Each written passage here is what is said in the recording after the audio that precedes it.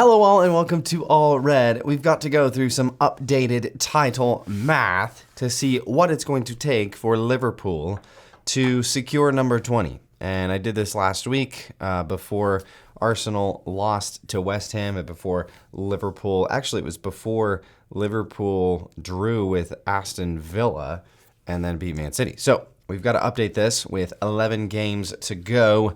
So let's dive right in because this is the channel that is all Liverpool all the time. It's all red. Please hit that like button and consider subscribing as we cover the best team in the world. Here we go. It's the updated math. Let's get nerdy here. So this whole video is based on the premise of Arsenal remaining unbeaten for their final 12 games, okay?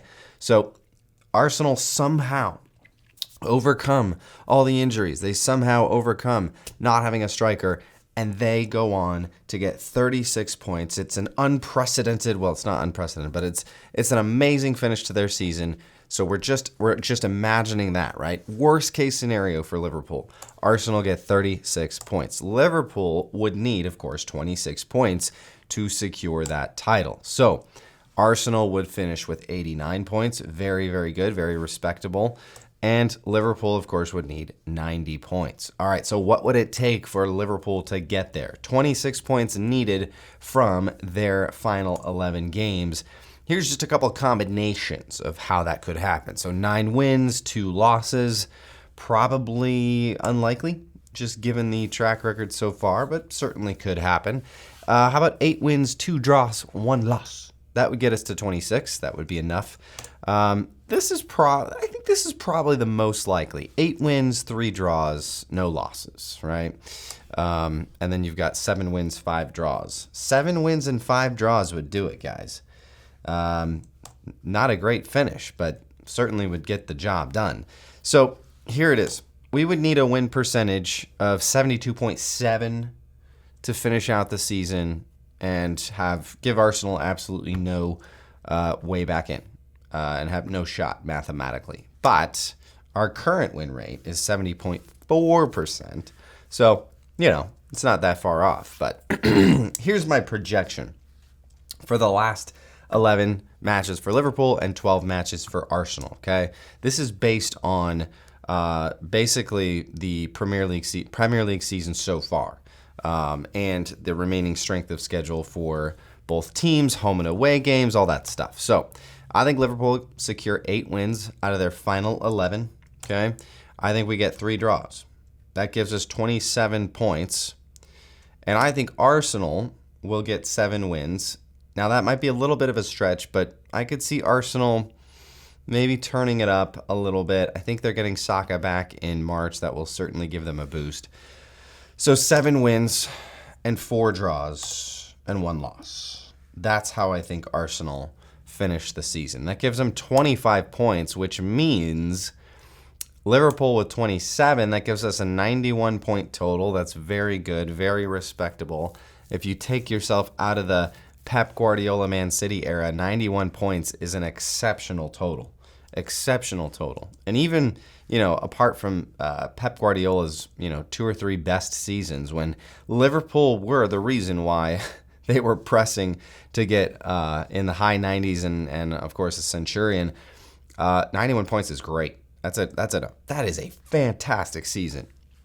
And then Arsenal, I'm projecting to finish with 78. So that's a 13-point gap when it's all said and done. And it just kind of goes to show you the position Liverpool are in because, we've got an 11-point cushion. Obviously, Arsenal with a game in hand, but you look at tomorrow's schedule, and Liverpool have a tough game at home against Newcastle.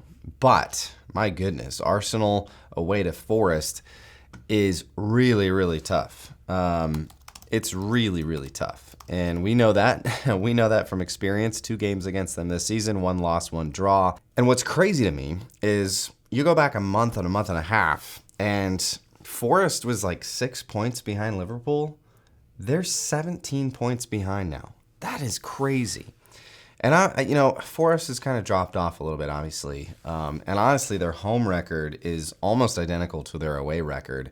They've won 24 points at home, 23 away.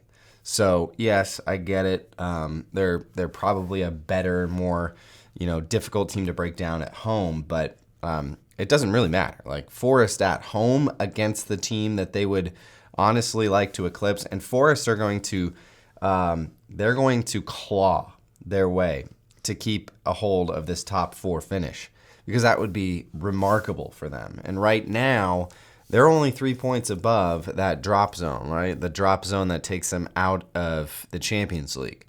So they are going to be clawing tooth and nail to stay where they are.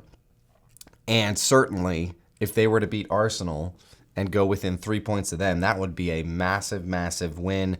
And, even a draw, I think, would be solid for them. But we're looking at very, very high potential. Now, I predicted that Arsenal were going to just absolutely smash West Ham at home. And boy, was I wrong. And I love it when I'm wrong about some of those things.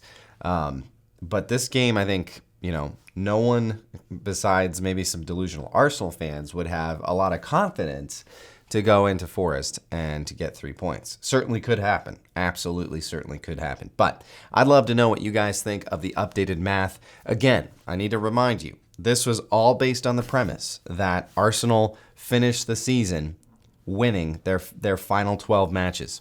And so the likelihood of that happening is very low at this point.